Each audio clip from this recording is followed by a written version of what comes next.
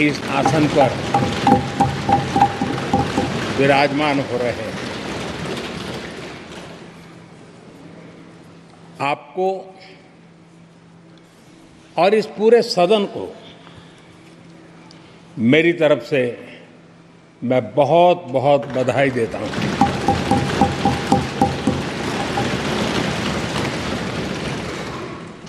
आदरणीय अध्यक्ष जी, मेरी तरफ से आपको शुभकामनाएं हैं, लेकिन इस पूरे सदन की तरफ से भी आपको अनेक अनेक शुभकामनाएं। अमृत काल के इस महत्वपूर्ण कालखंड में दूसरी बार इस पद पर विराजमान होना बहुत बड़ा दायित्व आपको मिला है और आपका 5 वर्ष का अनुभव और आपके साथ हम लोगों का 5 साल का अनुभव, हम सबका विश्वास है कि आप आने वाले 5 साल हम सबका मार्गदर्शन भी करेंगे और देश की आशा अपेक्षाएं पूर्ण करने के लिए ये सदन अपना दायित्व निभाने में आपकी बहुत बड़ी भूमिका रहेगी। आदरणीय अध्यक्ष जी, हमारे शास्त्रों में कहा गया है कि विनम्र और व्यवहार कुशल व्यक्ति सफल सहज रूप से होता है और आपको तो उसके साथ साथ एक मीठी मीठी मुस्कान भी मिली हुई है। आपके चेहरे को ये मीठी मीठी मुस्कान पूरे सदन को भी प्रसन्न रखती है। मुझे विश्वास है आप हर कदम पर नए प्रतिमान, नए कीर्तिमान गढ़ते आए हैं।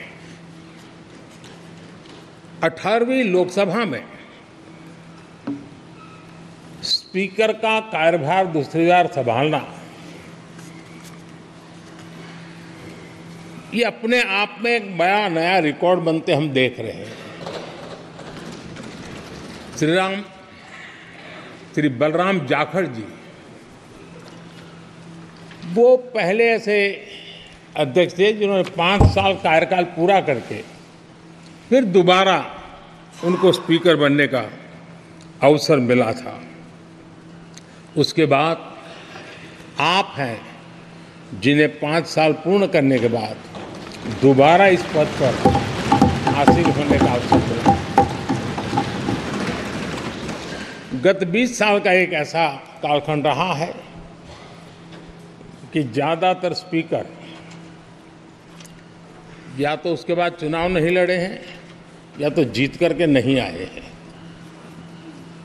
आप समझ सकते हैं कि स्पीकर का काम कितना कठिन है कि उसके लिए दोबारा जीतना मुश्किल हो जाता है, लेकिन आप जीत करके आए हैं, इसके लिए एक नया इतिहास आपने गढ़ा।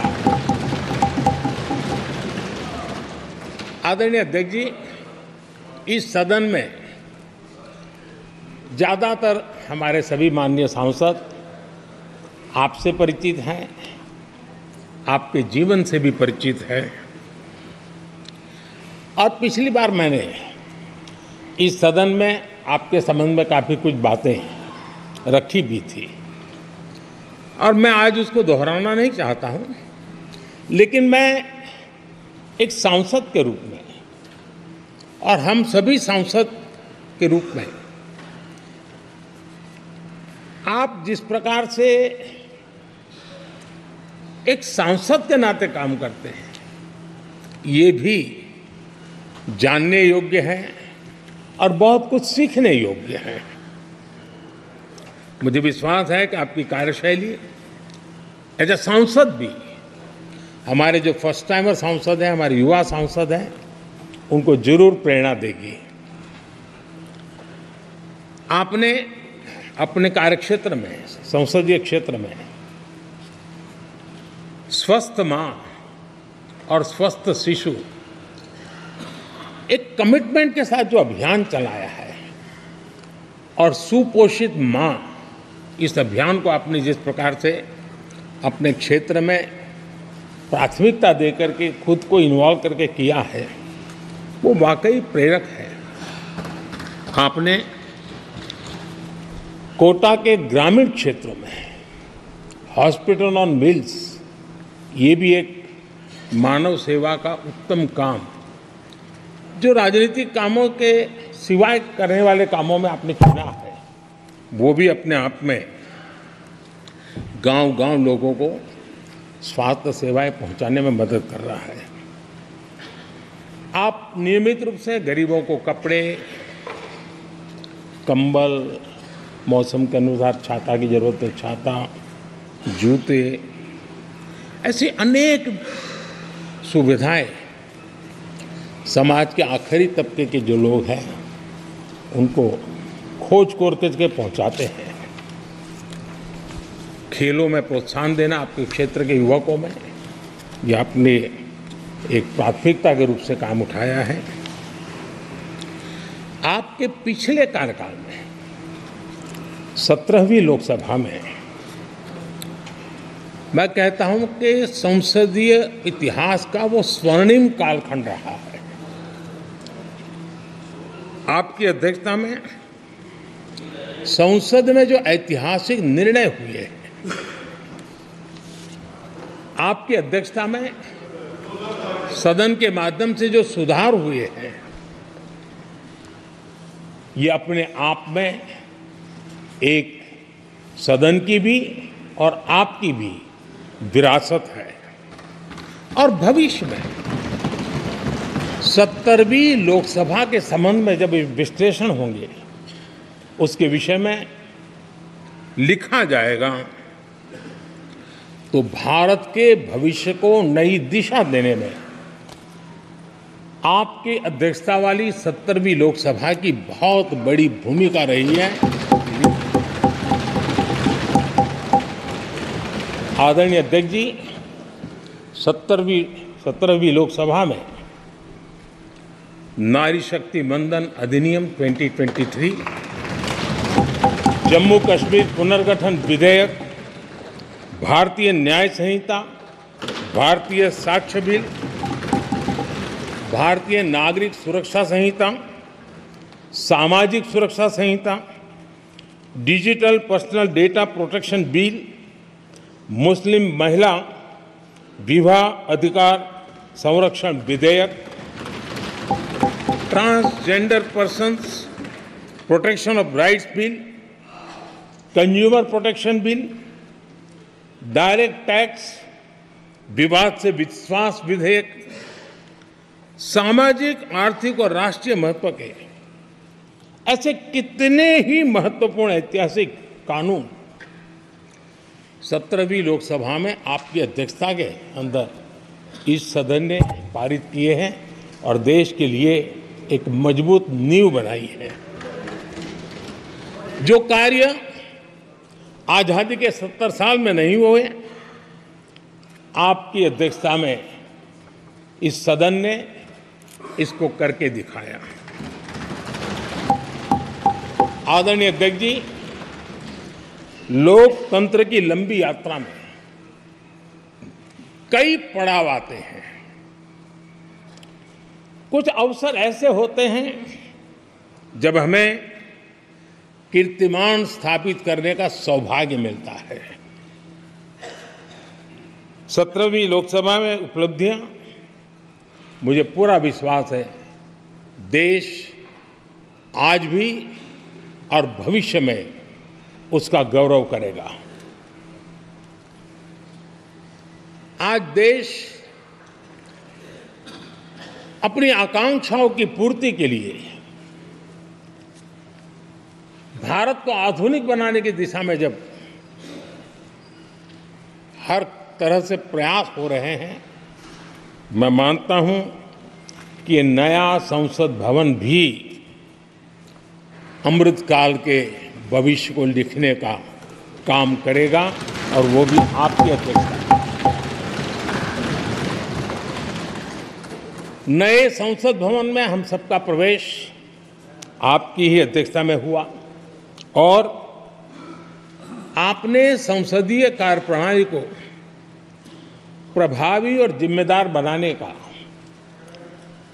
कई महत्वपूर्ण फैसले लिए हैं और इसलिए लोकतंत्र को मजबूती देने में मदद मिली है। लोकसभा में हम पेपरलेस डिजिटल व्यवस्था से आज काम कर रहे हैं। पहली बार आपने सभी माननीय सांसदों को ब्रीफिंग के लिए एक व्यवस्था खड़ी की। इससे सभी माननीय सांसदों को भी आवश्यक रेफरेंस मटेरियल मिला। उसके कारण सदन की चर्चा अधिक पुष्ट हुई और ये आपका एक अच्छा इनिशिएटिव था जिसने सांसदों में भी विश्वास पैदा किया। हाँ, मैं भी कुछ कह सकता हूँ, मैं भी अपने तर्क दे सकता हूँ। तो एक आपने अच्छी व्यवस्था को विकसित किया है। आदरणीय अध्यक्ष जी, G20 भारत की सफलता के एक महत्वपूर्ण पृष्ठ है, लेकिन बहुत कम चर्चा हुई है, वो है P20। और आपके नेतृत्व में G20 देशों के जो पीठासीन अधिकारी हैं, स्पीकर्स हैं, उनका सम्मेलन आपकी अध्यक्षता में हुआ। और अब तक P20 के जितने सम्मेलन हुए उसमें ये ऐसा अवसर था कि दुनिया के सर्वाधिक देश आपके निमंत्रण पर भारत आए और बहुत ही उत्तम प्रकार के निर्णय उस समिट में हुए और उसने विश्व में भारत की लोकतंत्र की जो प्रतिष्ठा है उसको गौरव देने में बहुत बड़ा रोल अदा किया है। आदरणीय अध्यक्ष जी, ये हमारा भवन ये सिर्फ 4 दीवारें नहीं है। हमारा ये संसद 140 करोड़ देशवासियों की आशा का केंद्र है।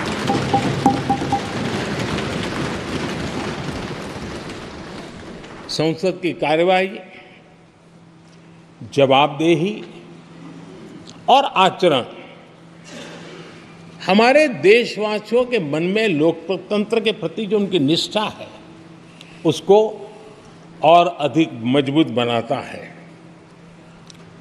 आपके मार्गदर्शन में 17वीं लोकसभा, उसकी प्रोडक्टिविटी 25 साल के हाईएस्ट लेवल पर 97% रही और इसके लिए सब माननीय सदस्य तो अभिनंदन के अधिकारी हैं, लेकिन आप विशेष अभिनंदन के अधिकारी हैं। कोरोना जैसे मुश्किल कालखंड में आपने हर सांसद से व्यक्तिगत फोन पर बात करके उनका हाल पूछा। कहीं किसी सांसद की बीमारी की खबर आई तो आपने सदन के अध्यक्ष के नाते व्यक्तिगत रूप से उसकी चिंता की और वो सभी दल के सांसदों से जब मुझे सुनने को मिलता था, मुझे बड़ा गर्व होता था कि जैसे आप इस सदन के परिवार के मुखिया के रूप में उस कोरोना कालखंड में भी व्यक्तिगत चिंता करते थे।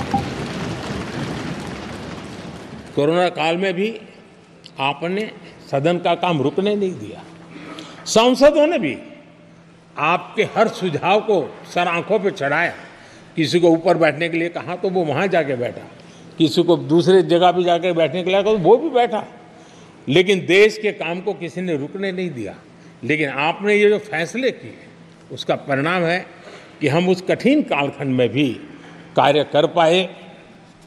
और ये खुशी की बात है कि कोरोना काल में सदन ने 170% प्रोडक्टिविटी,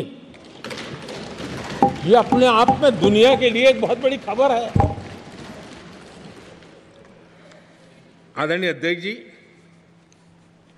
हम सब चाहते हैं कि सदन में आचरण, सदन के नियमों का पालन हम सब करें और आपने बड़े सटीक तरीके से, संतुलित तरीके और कभी कभी कठोरता के साथ भी फैसले लिए हैं।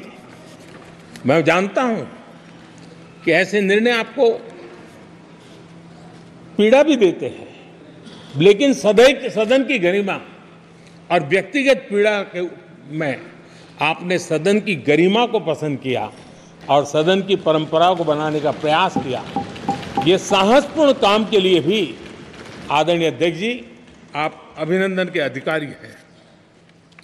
मुझे विश्वास है आदरणीय अध्यक्ष जी, आप तो सफल होने ही वाले हैं, लेकिन आपकी अध्यक्षता में यह 18वीं लोकसभा भी बहुत सफलतापूर्वक देश के नागरिकों के सपनों को पूर्ण करेगी। मैं फिर एक बार आपको इस महत्वपूर्ण दायित्व के लिए और देश को विकास की नई ऊंचाइयों पर ले जाने वाले इस सदन की अध्यक्षता के लिए हृदय से